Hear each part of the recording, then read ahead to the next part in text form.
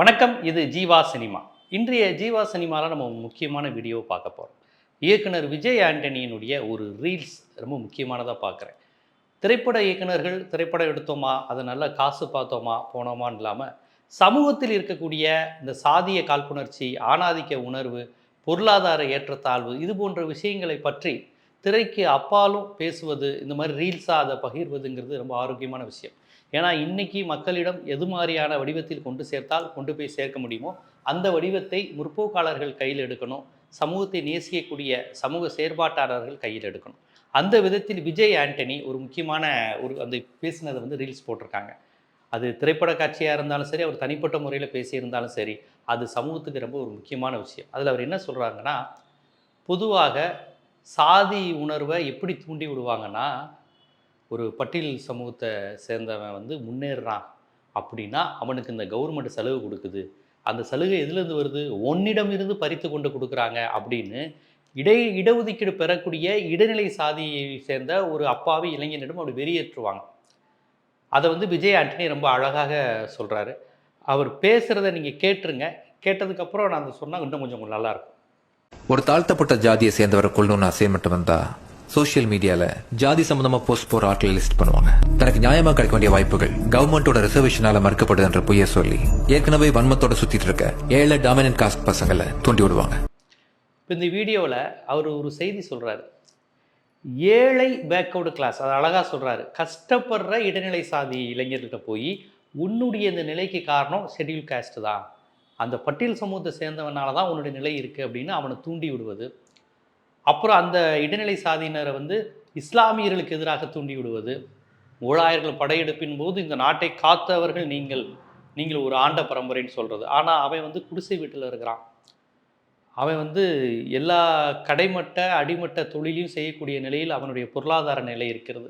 அவனுடைய கல்வி சமூகம் ரொம்ப பின்தங்கிய நிலையில் இருக்குது. அதை உயர்த்துவதற்கு எதையுமே செய்யாமல் நீ இப்படி இருக்கிறதுக்கு அவன் தான் காரணம்னு. அவனும் குடிசையில் தான் இருக்கிறான். அவனுக்கு கிடைக்கக்கூடிய இடஒதுக்கீடுனால இவனுக்கு பாதிப்பானா? கண்டிப்பாக கிடையாது. இடைநிலை சமூகத்திற்கும் இடஒதுக்கீடு இருக்குது. அந்த இடஒதுக்கீடு உரிமையை இப்போது பறிப்பது யார்? பட்டியல் சமூகத்தை சேர்ந்தவங்களா பறிக்கிறாங்க? கிடையாது. இப்போது சாதிவாரி இடஒதுக்கீடு எடுங்கன்னு சொன்ன உடனே ஏன் பதறுகிறார்கள்? பதறுபவர்கள் யார்? சாதிவாரி கணக்கெடுப்பு எடுத்து பிற்படுத்தப்பட்ட மக்களுக்கான அவர்கள் விகிதாச்சாரத்துக்கு ஏற்ப இடஒதுக்கீடு கொடுக்கணும்னு இன்றைக்கி திமுக சொல்கிறாங்க. மற்ற இடதுசாரிகள் கட்சிகள், விடுதலை சிறுத்தைகள், எல்லா கட்சிகளும் சொல்கிறாங்க. ஆனால் ஆண்டு கொண்டிருக்கிற பாஜக என்ன சொல்லுது? சாதிவாரி கணக்கெடுப்புக்கு ஆதரவாக இருக்கா? கிடையாது.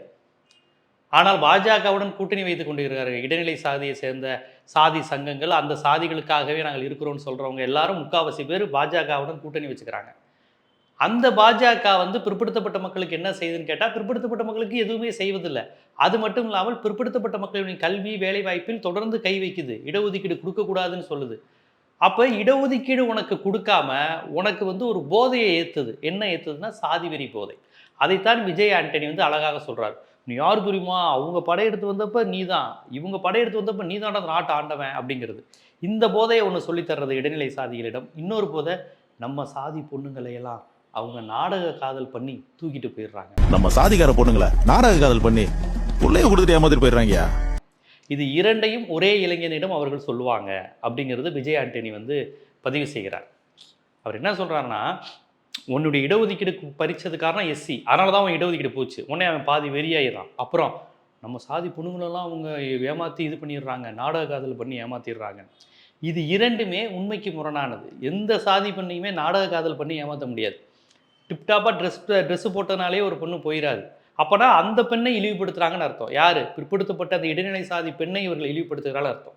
இந்த ஒரு விஷயத்தை திட்டமிட்டு அந்த அந்த பாமர இளைஞனிடம், அந்த பாமர இடைநிலை சமூகத்தை சேர்ந்த அந்த இளைஞனிடம் அவன் படித்து வாழ்க்கையில் முன்னேறுவதற்கான எந்த விஷயத்தையும் சொல்லாமல் அவனை வெறியேற்றி அவனை கொல்லு, இவனை அடி அப்படிங்கிற விஷயத்தை பதிவு செய்கிறாங்க. இஸ்லாமியர்களுக்கு எதிராகவும் அவர்களை திசை திருப்பதற்கான வேலையை இந்திய அளவில் அவர்கள் செய்கிறார்கள். இதைத்தான் விஜய் ஆண்டனி அழகாக சொல்லியிருக்காரு.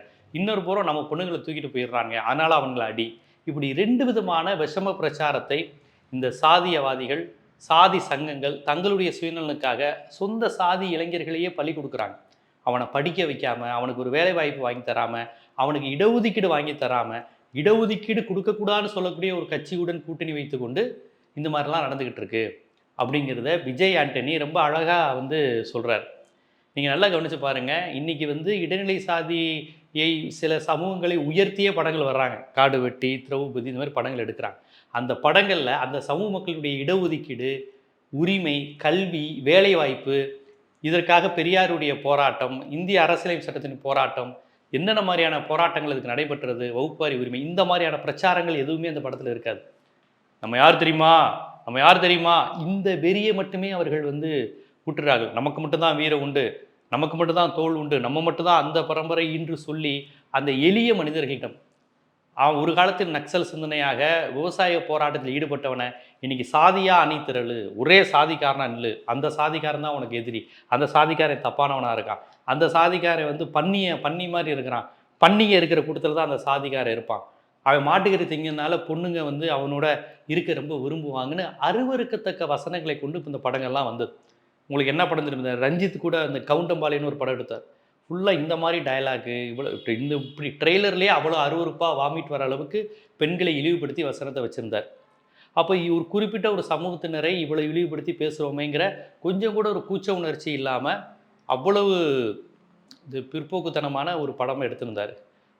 இந்த மாதிரியான கேட்டகரியில் நாடக காதல் இந்த மாதிரியான விஷயங்களை மையப்படுத்தியே படம் எடுக்கிறாங்க.